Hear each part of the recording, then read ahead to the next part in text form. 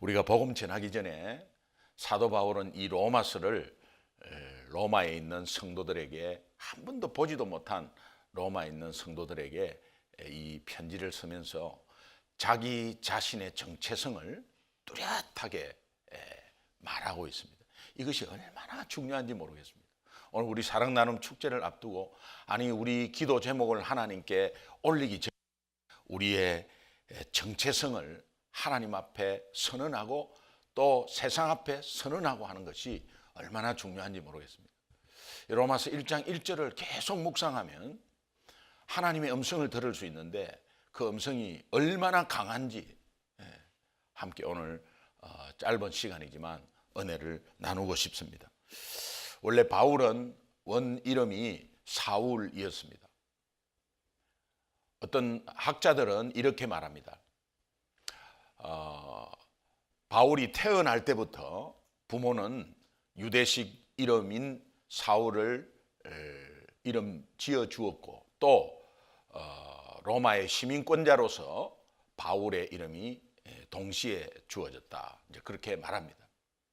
대략 사울에서 이름을 나중에 바울로 바뀌었다는 것은 그것은 조금 신빙성이 없는 말입니다. 그래서 여러분이 아이를 이 미국 땅에서 낳았을 때 아이를 출생 신고할 때 이름은 기동이지만 출생 신고할 때 영어로 하시잖아요. 그리고 부르는 것은 기동아 계속 부르듯이 이 사울은 유대식 이름인데 원래 사울은 보통 이제 작은 자다, 큰 자다. 그리고 바울은 작은 자다. 그래서 주님 만나고 나서 이 바울이 겸손하게 이름을 바꿨다. 신빙성이 별로 없습니다. 네. 그래서 정말 사울과 바울을 동시에 가지고 있었습니다. 로마의 시민권자로서 이름이 동시에 가지고 있었어요. 그런데 바울이라는 이름을 잘 쓰지 않았어요. 자기는 유대인의 정체성이 있기 때문에. 그런데 이 사울이라는 것이 원래 유대식 발음으로 하면 샤울입니다. 샤울의 뜻은 구하다는 뜻이에요. 굉장히 귀한 이름이죠. 이스라엘의 초대 왕이 사울이었잖아요. 사울인데 이 베냐민 지파에서의 아주 대표적인 인물이었죠. 그런데 이 사울이 나중에 정말 말로가 좀 안 좋아서 보통 기독교인들이 이 사울이라는 이름을 잘 안 쓰죠. 근데 원 이름은 샤울입니다. 샤울. 구하다, 사람을 구하다 이런 뜻이에요. 굉장히 귀한 이름이에요.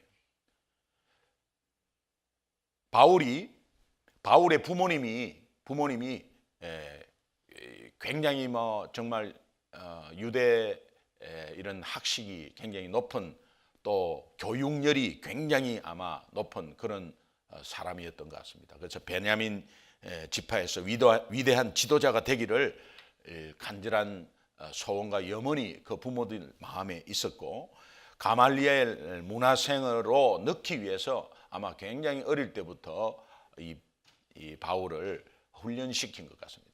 여러분 가말리엘 문화생 그 들어갔구나. 본인이 이제 또 그렇게 고백을 하죠. 사도행전에서. 그러나 이 가말리엘 문화생이라는 것이 보통 사람이 아니고요. 1년에 2명 아니면 3명 뽑습니다. 그런데 자격이 굉장히 큰 자격이 하나 있는데 13살까지 토라를 완전히 외워야 돼요. 토라라는 것은 모세 오경 아닙니까? 창세기만 외우더라도 사람이 아닌 거죠. 뭔가 정말 하나님께서 뭔가 기름 부었고 창세기만 외우더라도 92세의 할아버지가 창세기를 외우는데 1장, 2장, 3장 틀린 게 없어요. 4장, 5장 아니 이건 뭐야? 6장, 7장, 8장 넣는데 그냥 듣는 사람이 눈물이 나더라고요. 그런데 토라, 창세기, 출애굽기, 민수기, 신명기, 모세 오경의 이 토라를 13살에 다 외워버렸다. 이 보통 아이가 아니잖아요. 이제 그런 바울이었습니다. 그러니까 가말리엘 문화생으로 들어가는 자격 조건이 그 중에서 뽑힌 그런 사람이에요.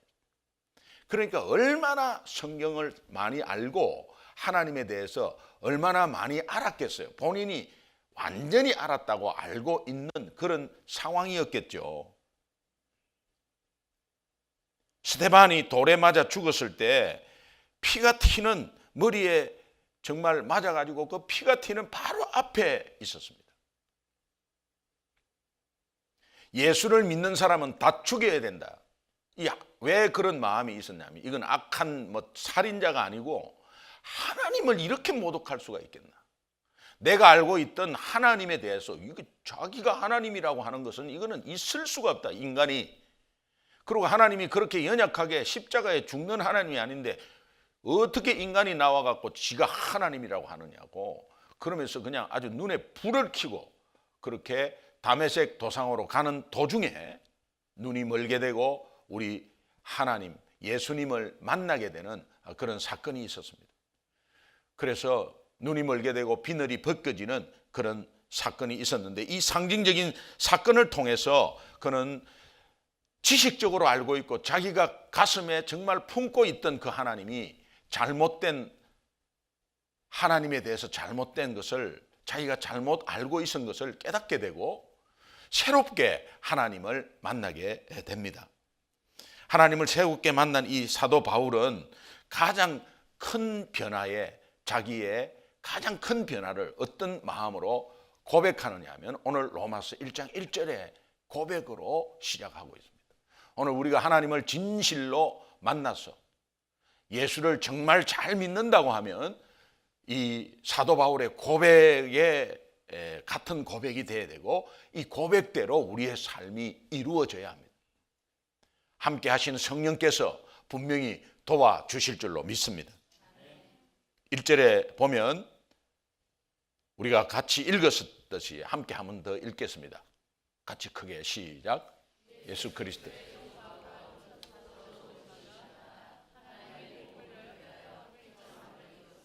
여러분, 이 첫 번째가 그리스도의 종이라고 표현하지 않습니까? 이 당시 종이라는 표현을, 고백을 한다는 이 선언은 굉장한 충격적인 고백입니다. 로마 시대 그 당시에 노예라는 이 종의 삶이 얼마나 비참한지를 아는 사람은 이 함부로 고백을 못해요. 종의 삶이 어떤 삶인가를, 이 둘로서라는 단어를 쓰면서 하는 이 종, 노예, 이 단어를 쓰는 것 자체가 벌써 본인이 그렇게 고백했다는 것은 그 삶을 산다는 거거든요. 그러면 이게 얼마나 비참한 삶인지를 다 알거든요. 다 알거든요. 충격적인 고백이죠. 로마 시민이라면 더 잘 알죠. 여러분, 대부분의 우리 인생의 목표는 종이 되는 게 아니라 종에서 자유인이 되고 싶죠. 우리의 인생 목표는 자유함을 얻고 싶죠. 여러분이 어디에 얽매여 있기를 원하십니까? 자유함을 얻고 싶죠. 자유함을 얻고 싶죠. 놀라운 것은 바울이 세상에 얽매여 있을 때 정말 하나님을 안다고 막 돌아다닐 때는 그렇게 자유함이 없었습니다. 그러나 바울이 예수에 얽매이는 순간 세상 것들을 완전히 내려놓고 자유함이 있었습니다.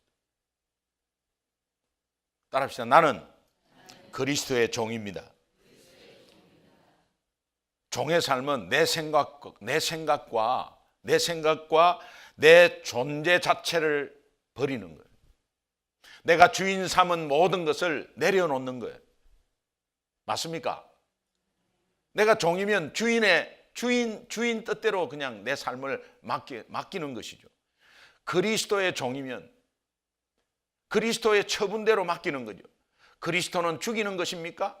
우리를 못 살게 구는 것입니까? 아니잖아요. 생명을 얻게 하고 더 풍성히 하시는 분이잖아요. 그분께 맡기면 입을 거 먹을 거 다 주시잖아요. 그리스도의 종이라는 그 의미가 어떤 의미인지를 우리가 다시 한번 되새겼으면 좋겠습니다. 저와 여러분이 예수님에게 묶인 그리스도의 종으로 살아간다면 이 세상에 이 세상 것들로 묶여 있는 것에서 완전히 해방되고 풀어지는 역사가 있을 줄로 믿습니다. 나는 그리스도의 종이다. 잊지 마시기 바랍니다. 두 번째로 사도 바울이 고백하는 것은 사도로 부르심을 받았다는 것. 여러분, 사도라는 것은 예수님이 직접 세우신 제자를 말하는데 자기가 본인이 사도라고 이렇게 고백하고 선언합니다. 당당히 선포합니다. 그러면서 바울은 우리에게도 나도 주님을 만나서 주님이 직접 나를 불렀다고 고백하는 이 순간에 이제 너희도, 예수 믿는 너희도 너희도 하나님으로부터 부르심을 받은 종이라고 이렇게 연결시킵니다. 오늘 우리가 부르심을 받은, 하나님의 부르심을 받은 종으로,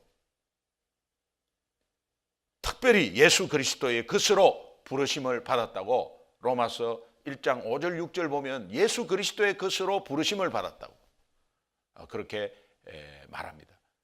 오늘 우리가 다시 한번 되새길 거는 내가 예수 그리스도의 것이다. 어떤 예수 그리스도의 소유니까 다른 어떤 것에서도 터치를 못해요. 우리를 터치 당해서도 안 되고. 그러면 주님은 내 것이라, 너는 내 것이다 라는 것은 굉장한 소중한 말이에요. 너는 내 것이다, 이 말은 내가 어떠한 가격을 치르고 내가 너를 생명을 준 그 엄청난 해산의 고통이 있었습니다. 너는 내 것이라, 이 말은 You are so precious to me, 너무 소중하다는 거예요. 너는 내 것이다 라는 의미가. 예수 그리스도의 것으로서 우리가 속해 있으면 정말 소중한 존재로서 들림받고 소중한 존재로서 세워지고 하나님이 소중하게 여기는 거로 이 땅에서 하나님이 어떠한 상황 가운데서도 여러분들을 이기게 하시고 들어 높이 세워서 쓰임받게 하실 것입니다. 이 정체성을 잊지 마세요. 세 번째로, 마지막으로 복음을 위해서 택정함을 입었다. 이제 그렇게 말합니다. 여러분이 택정함을 입었다는 것은 모든 것으로부터 떨어져 분리되었다, 그런 뜻이에요. 모든 것으로부터 떨어져 분리되었다. 바울은 이 복음을 위하여 자기의 부와 명예와 가문과 가말리엘 문화생으로서의 지식과 남들이 부러워하는 그런 배경들을 다 기꺼이 떼어 놓을 수 있었고 내려 놓을 수 있었습니다. 이 복음 때문에. 여러분, 이 복음 때문에 생명 걸어야 됩니다. 복음 때문에 여러분이 생명 건다는 것은 여러분의 귀중한 것을 내려놓는 것입니다. 내가 소중하게 여겼다는 것이 뭡니까? 복음보다도 더 소중한 게 어디 있습니까? 예수 그리스도의 것으로서, 내가 예수 그리스도의 종으로서 무엇이 더 중요합니까? 인생에서 다시 한번 여러분 마음적으로 예수 그리스도는 하나님이십니다. 그 하나님을 믿는 우리의 마음, 하나님이 우리의 삶을 지키고 보호하고 있다는 이 자체에서 여러분이 다시 한번 마음속에 선언하고 선포하고 결단하시기 바랍니다. 복음 때문에, 어떠한 희생도 복음 때문에 치르겠다, 복음 때문에 어떠한 희생도 가겠다고 하는 그것이 반석 위에 지은 집이라는 거예요. 복음 뒤로 하고 내 유익을 찾으면 당장은 희생이 없지만 창수와 풍파와 바람이 있을 때 모래 위에 지은 집이 된다는 거예요. 엄청난 희생이 나중에 따라온다는 거예요.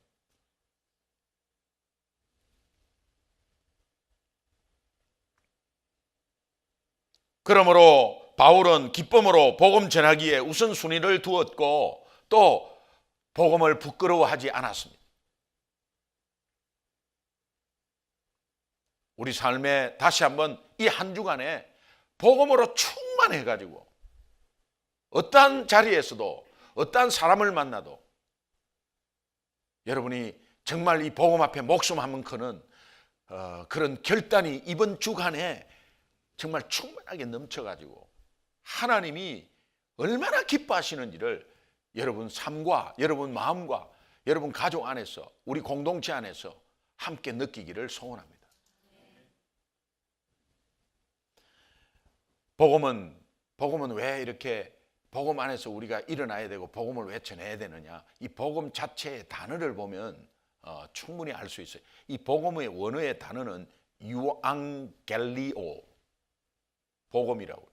이걸 직역을 하면 좋은 전령, 굿 헤럴드, 좋은 전령이라는 거예요. 좋은 전령. 우리는 기쁜 소식, 좋은 소식, 굿 뉴스라고 그러죠. 원 직역을 하면 굿 헤럴드, 좋은 전령이라는 뜻이에요. 유 앙겔리오, 이 좋은 전령이라는 뜻이에요.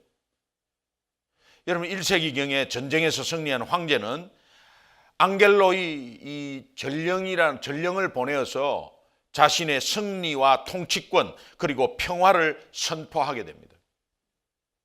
한마디로 복음은 이미 따놓고 이미 이루어진 승리를 미리 선포하는 거예요. 그래서 하나님이 예수님을 통해서 십자가에서 온전히 승리한 십자가의 죽음과 부활, 이 온전히 승리한 것을 이미 저 사람들은 모르고 있지만 이미 선포해 버리는 거예요. 그래서 전령이라는 것은 뭔가 소식을 전하는 사람이잖아요.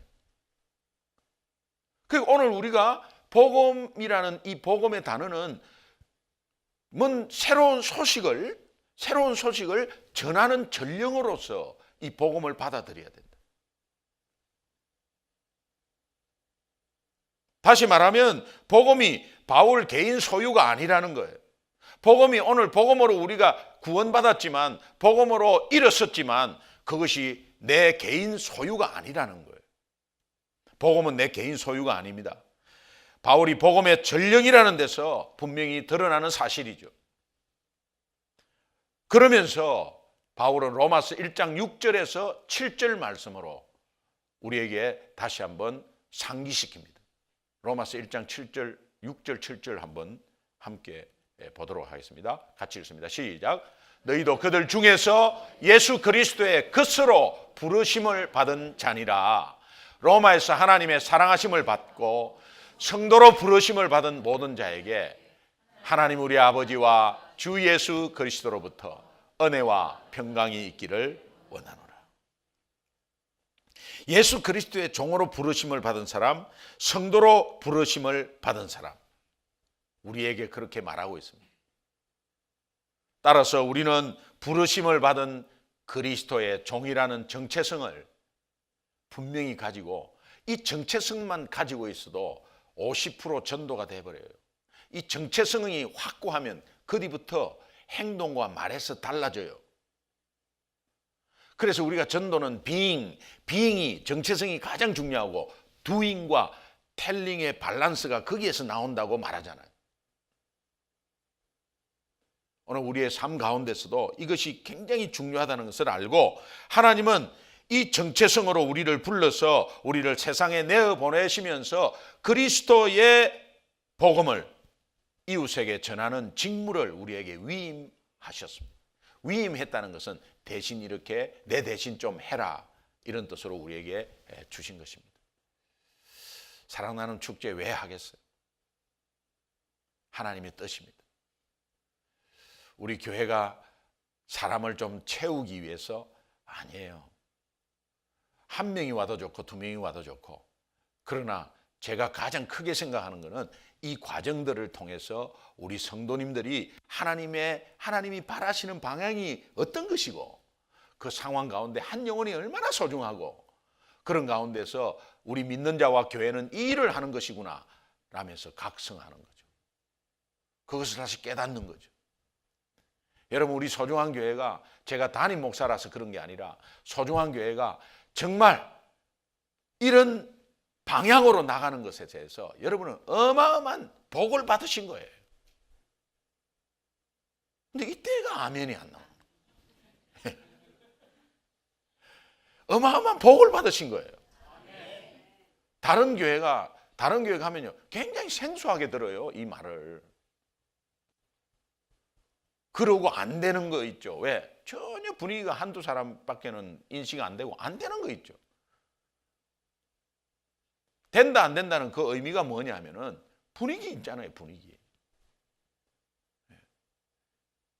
함께 이 사랑 나눔 특세를 통해서 여러분 다시 한번 내 마음의 소원을 가지고 또 하나님 이제 내 하고 싶은 것보다 주님 기뻐하는 거 할게요. 이런 결단들이 이 특세 가운데 일어나서 정말 하나님이 기쁘시면 하나님 주머니 열리잖아요. 피곤한 가운데서도 일찍 일어나서 이렇게 여러분 하나님 앞에 특세를 드리는 이것을 하나님이 분명히 받으시고 여러분의 소원이 무엇인지 여러분의 어려움이 무엇인지 현재 기도 제목이 얼마나 소원하는 기도 제목이 무엇인지를 하나님은 다 아시고 분명히 들어주실 줄로 믿습니다.